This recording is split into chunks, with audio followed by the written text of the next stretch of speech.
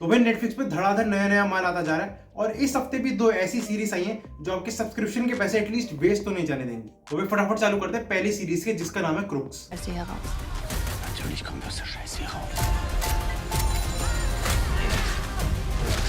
तो भाई ये एक जर्मन क्राइम ड्रामा शो है जिसमें इस शो के मेन प्रोटैगनिस्ट को ना चाहते हुए भी क्रिमिनल वर्ल्ड में आना पड़ता है ताकि वो अपनी फैमिली को कुछ हाईली डेंजरस क्रिमिनल से बचा सके। और इसके साथ साथ इस सीरीज के दूसरे प्रोटैगनिस्ट जोसेफ की भी खुद की एक स्टोरी लाइन है जिसमें तो आपको थोड़ा बहुत ट्विस्ट देखने को मिलेगा जो चार्ली की स्टोरी लाइन के साथ टैंडम में चल रही होती है। लेकिन भैया कुछ सवाल आते हैं कि जोसेफ की लाइफ क्यों खतरे में है, क्या चार्ली अपनी फैमिली को बचा पाएगा और चार्ली और जोसेफ कैसे एक दूसरे की हेल्प करेंगे इस सिचुएशन में, ये सब आपको शो में पता चलेगा। लेकिन भाई इन दोनों कैरेक्टर्स की जरूरत की दोस्ती थी जो इस सीरीज की यूएसपी थी, जिसने पूरा इंटरेस्ट बना के रखा था स्टार्ट टू फिनिश। और ऊपर से एक और चीज जो आपको पसंद आने वाली है इस सीरीज में वो है इसका एक्शन, यानी हैंड टू हैंड कॉम्बैट्स और गन फाइट्स। मतलब इन शॉर्ट इसमें आपको वो सब मिलेगा जो आप एक क्राइम ड्रामा से एक्सपेक्ट करते हो। और हालांकि मेरी इस शो को लेकर कोई हाई होप से हाई एक्सपेक्टेशन नहीं थी, लेकिन फिर भी इसके स्क्रीन प्ले ने मुझे सरप्राइज किया क्योंकि वो इतना टाइट था। मतलब पूरा रन टाइम ये आपका अटेंशन ग्रैब करके रखता है और साथ ही साथ इसमें कैरेक्टर्स को भी डेवलप बहुत अच्छे से करा गया जिसकी वजह से आप उनसे कनेक्टेड फील करोगे। लेकिन हाँ, मैं ये भी बोलूंगा कि नेटफ्लिक्स की एक और crime drama show the gentleman के आसपास भी नहीं है ये,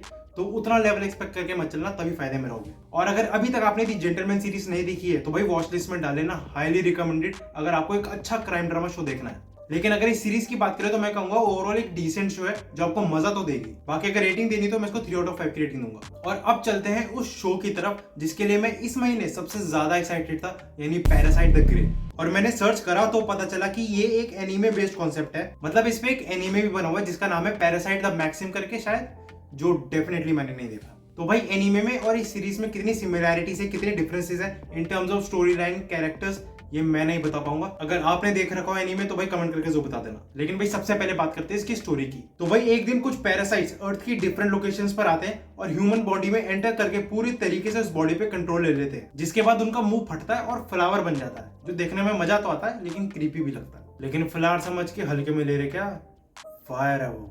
क्या बात है जी, एक्टिंग की बादशाह हो कसम से। और वो पैरासाइट्स के जो टेंटेकल्स होते हैं वो उनके वेपन भी होते हैं जो भाई लोगों को चीर फाड़ देते हैं, जिसका सीधा मतलब है कि आपको इस सीरीज में एक अच्छा खासा एक्शन देखने को मिलेगा जिसमें ब्रूटैलिटी, ब्लडशेड भर भर के होगा। 하고 있습니다.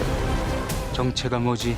और इस सीरीज की मेन कैरेक्टर जोंग सुइन, जिसकी ना बड़ी मंडेन लाइफ होती है और इसके अंदर भी एक पैरासाइट आ जाता है, बट वो पैरासाइट उसको पूरी तरीके से कंट्रोल नहीं कर पाता। और इसके पीछे क्या रीजनिंग है ये तो आपको खुद पता लगाना पड़ेगा। और भाई कभी कभी तो आपको एकदम वेनम वाली फीलिंग आएगी जहां वेनम एडी के बॉडी में घुस जाता है और उनकी एक फ्रेंडली रिलेशन टाइप चालू हो जाती है। तो इस सीरीज में भी आप मान के चलो कि इसके मेन कैरेक्टर के साथ आपको ऐसे कुछ होते हुए दिखेगा। और ये जो रिलेशनशिप है पैरासाइट और ह्यूमन के बीच, जिस तरीके से इसको दिखाया गया है कि वो एक दूसरे को कैसे समझेंगे, ये बहुत अच्छे से दिखाया है, जिसको देखने में आपको भाई बहुत मजा आने वाला। लेकिन मेनली आपको देखना ये है कि ये पैरासाइट दुनिया पर टेक ओवर कर पाएंगे या फिर इनसे लड़ने के लिए जो टास्क फोर्स सेटअप करी गई है द ग्रे नाम से, वो इन्हें मार देगी। बाकी इस सीरीज की जो सिनेमेटोग्राफी भी थी वो भी काफी अच्छी थी। मतलब एक डार्क और ग्रिटी एनवायरनमेंट बहुत अच्छे से क्रिएट करा है इन्होंने, जो सीरीज की फील सेट करने में काफी बड़ी हेल्प करता है। लेकिन एक चीज जो मुझे फील हुई कि अगर ये एक anime based live action series है तो इसकी प्रोडक्शन क्वालिटी नेटफ्लिक्स की दूसरी लाइव एक्शन सीरीज से बहुत ज्यादा कम थी। जैसे अगर कुछ के नाम लूं तो वन पीस या फिर एवटार द लास्ट एयरबेंडर। मतलब इनमें आपको एक अच्छी वर्ल्ड बिल्डिंग और कैरेक्टर आर्क्स देखने को मिलते हैं जो इस सीरीज में मिसिंग थे। बट मुझे लगता है कि जब इसका सीजन 2 आएगा तो उसमें ये सब चीजें ठीक हो जाएंगी। और मैं सीजन 2 क्यों कह रहा हूँ, क्योंकि इन्होंने एक ओपन एंडिंग रखी है,